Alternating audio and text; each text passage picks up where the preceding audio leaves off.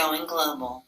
The definition of global throughout the world refers to expanding one's market beyond the immediate area of production.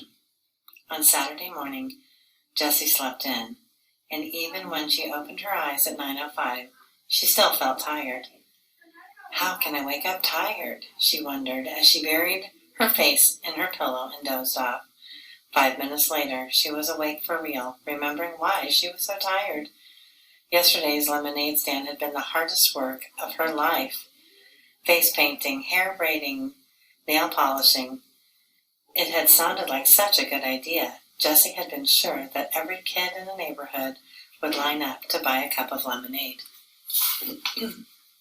But that was the problem.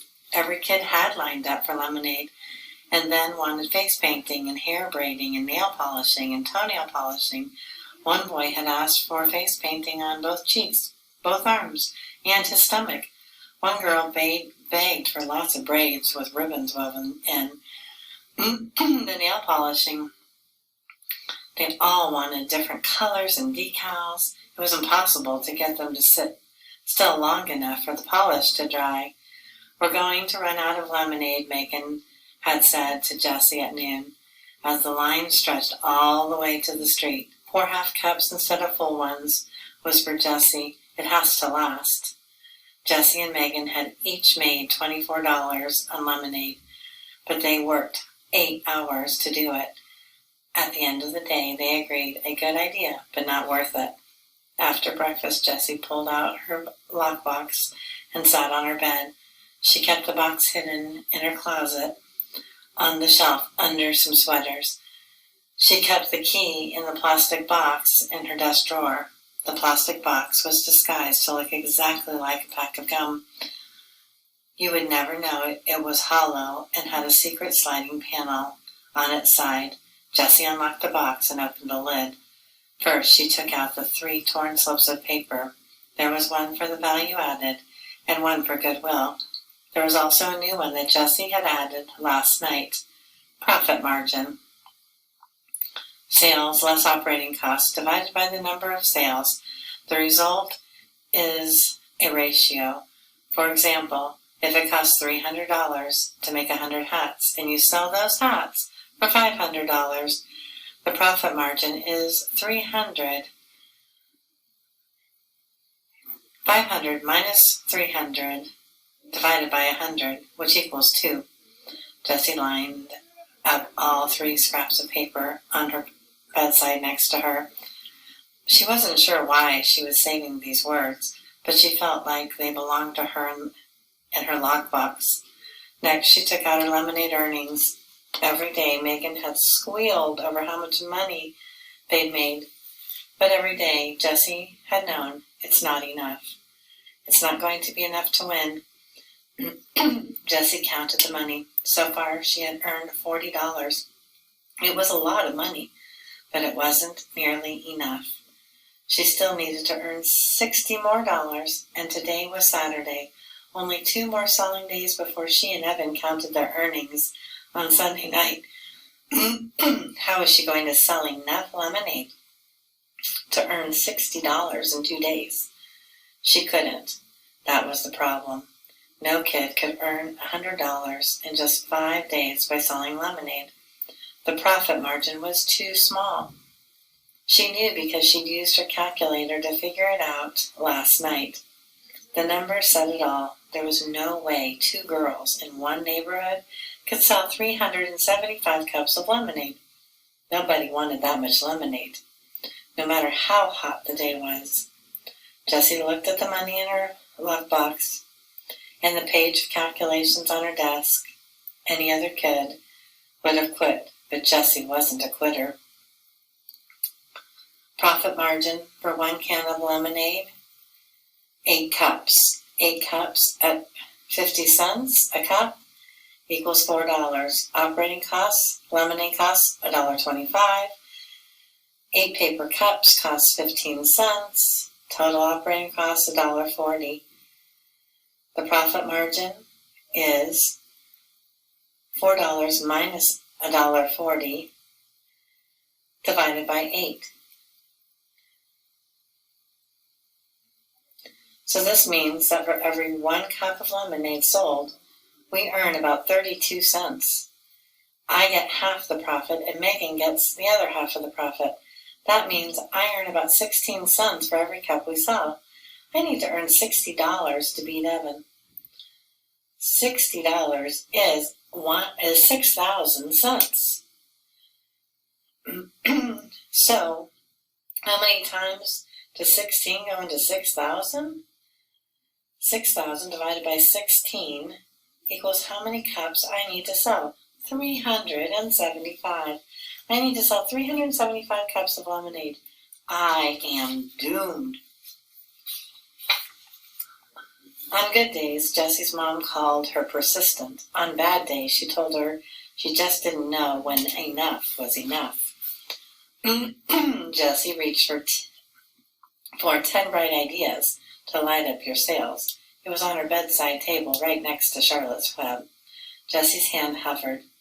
She looked longingly at Wilbur and Fern, watching Charlotte hanging from a thread. But this was war, and she couldn't stop to read for fun. She grabbed the book and opened it to bright idea number 6. An hour later, she had a new scrap of paper stashed in her lockbox and a whole new page of calculations on her desk.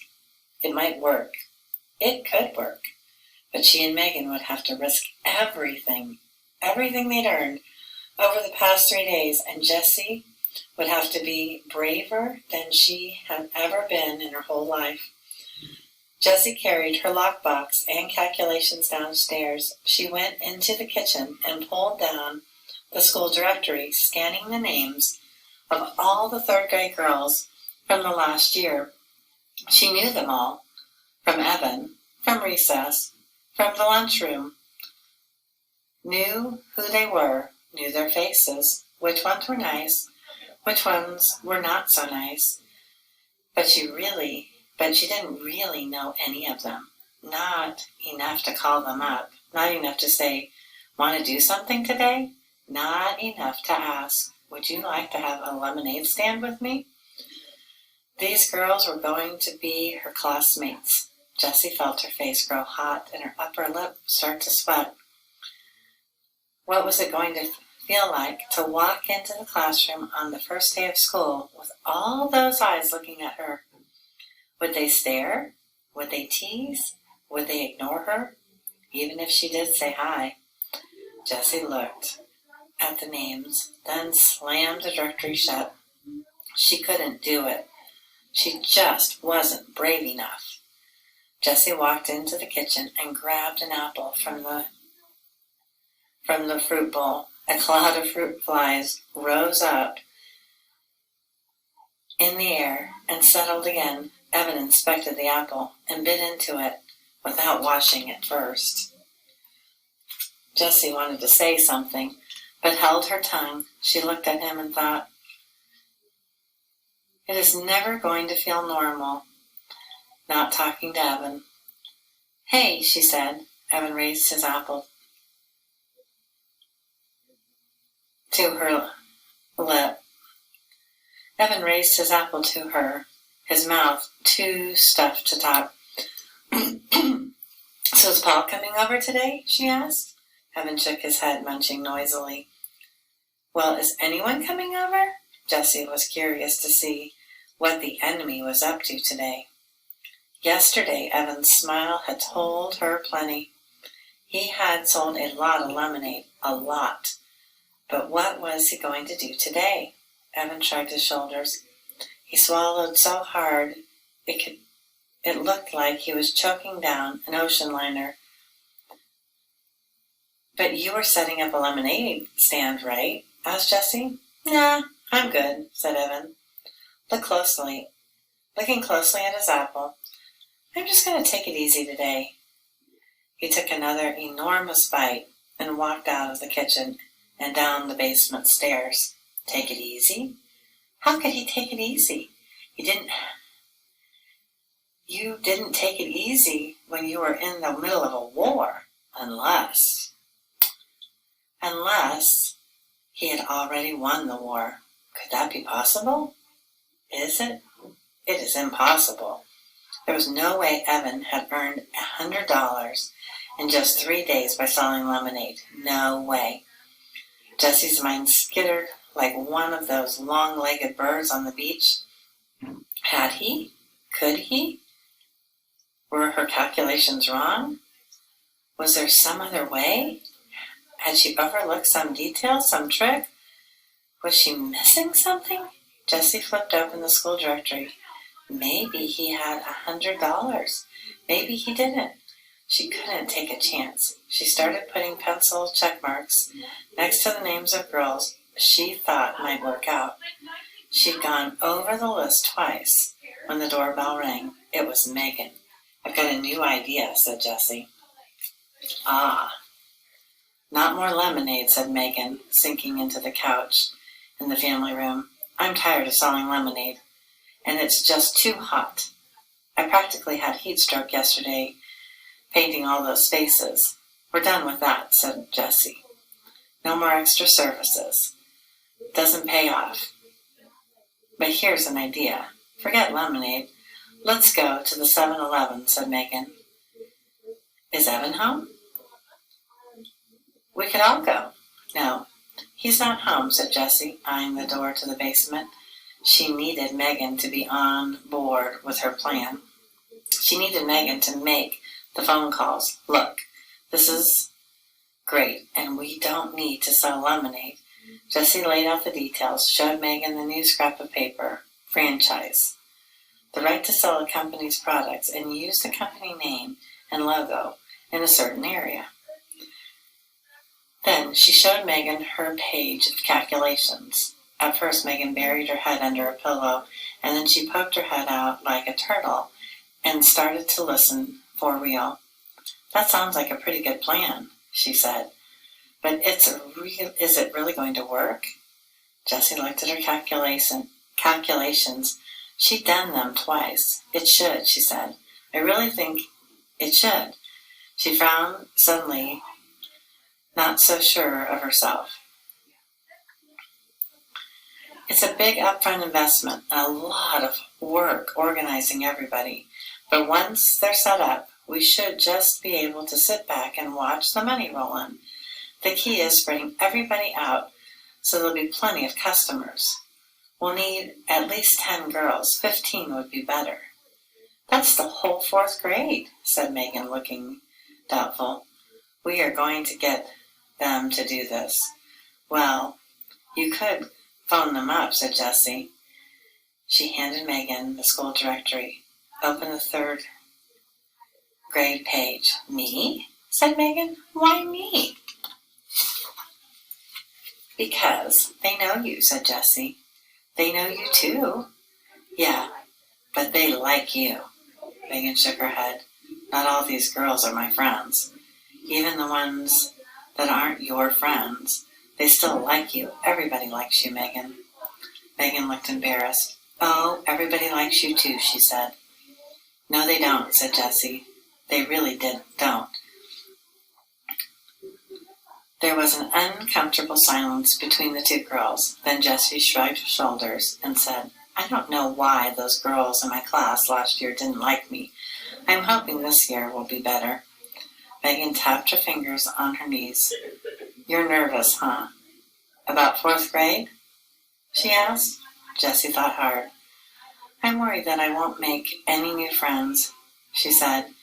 You know that all the kids will think I'm just some puny 2nd grader and that, she took a deep breath, I don't belong. Megan looked up at the ceiling for a minute. Do you have an index card? She asked. Huh? I need an index card, said Megan. Do you have one? Jessie went to the kitchen desk and got an index card. She handed it to Megan. Megan started to write something on the card. What are you doing? Asked Jessie. I'm writing a comment card, said Megan. That's something you're going to miss from 3rd grade. We did it every Friday.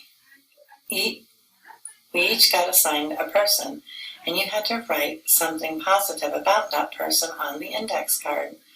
Then it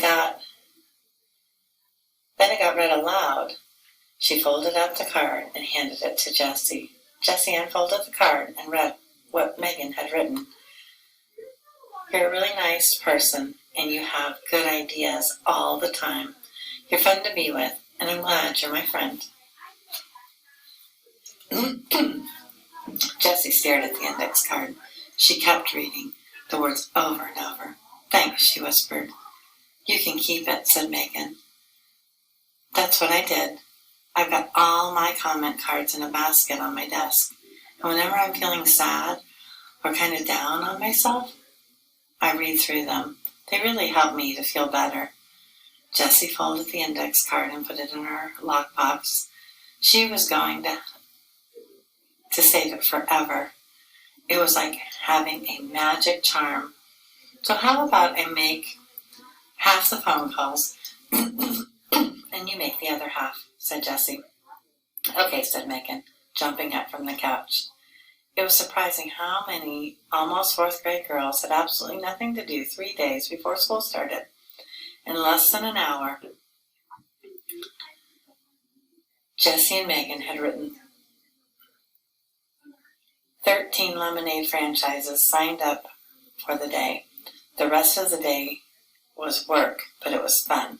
Jessie attached an old baby carrier to Megan's bike, then rode to the grocery store and spent every penny of their earnings on lemonade. 52 cans. They actually bought out the store. The 4 bags of cans filled the carrier like a boxy baby. They also bought 5 packages of paper cups. When they got back to Megan's house, Jessie tucked the receipt in her lockbox right next to her comment card. Jessie liked receipts. They were precise and complete. A receipt always told the whole story, right down to the very last penny. Then they tossed the construction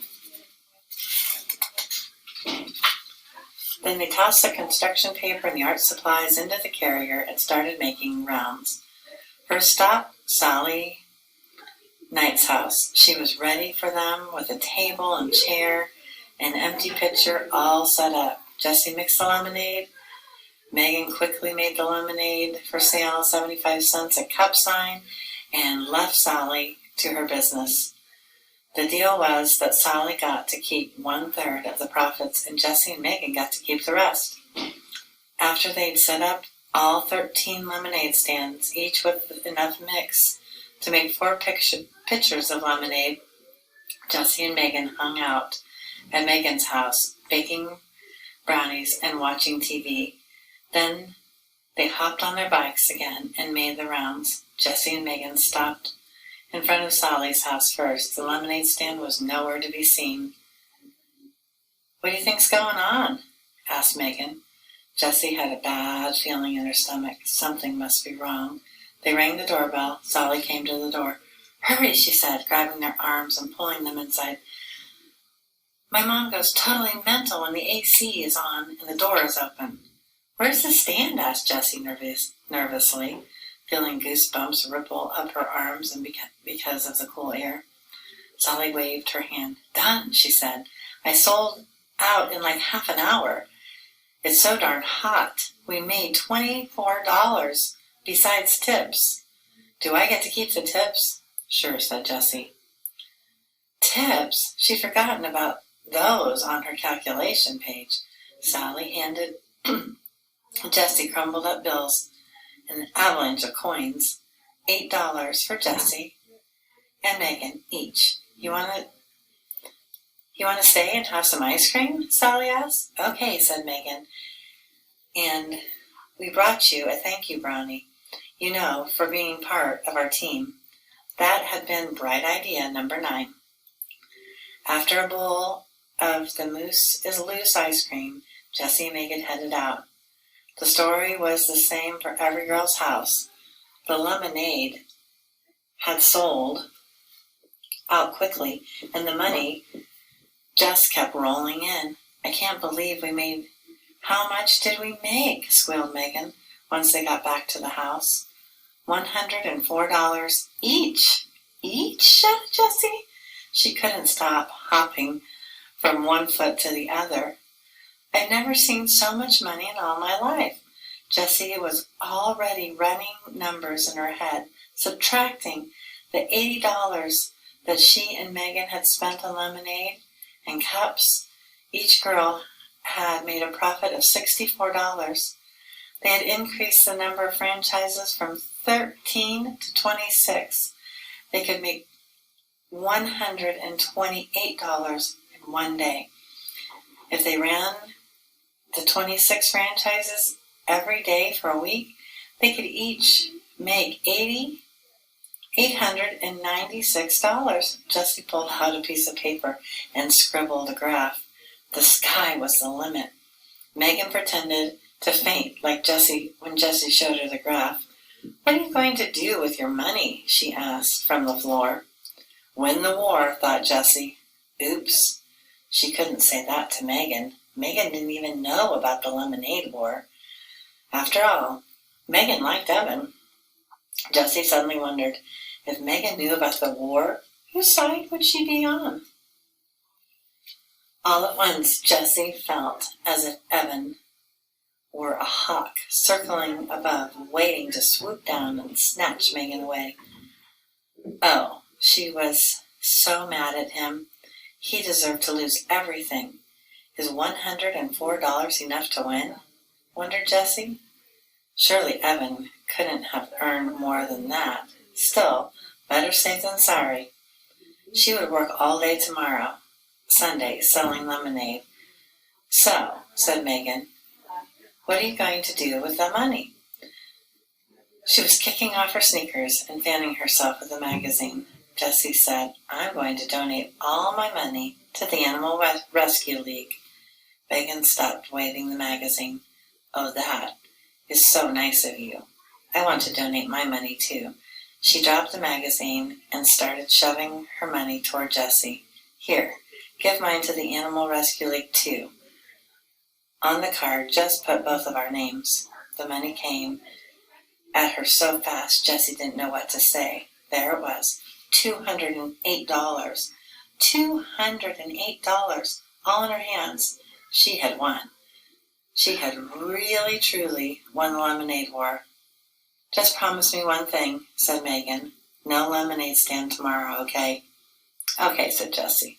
She didn't need a lemonade stand on Sunday if she had $208 today. "My dad said tomorrow's the last day before the heat breaks," says Megan. "So we're going to the beach for the whole day. Want to come?" "Sure," said Jessie. "Maybe Evan wants to come too," said Megan. Jessie shook her head. "No, Evan's busy all day tomorrow. He told me he's got plans." Megan shrugged. "Too bad for him." "Yep," said Jessie, thinking of all the money. "Too bad for him."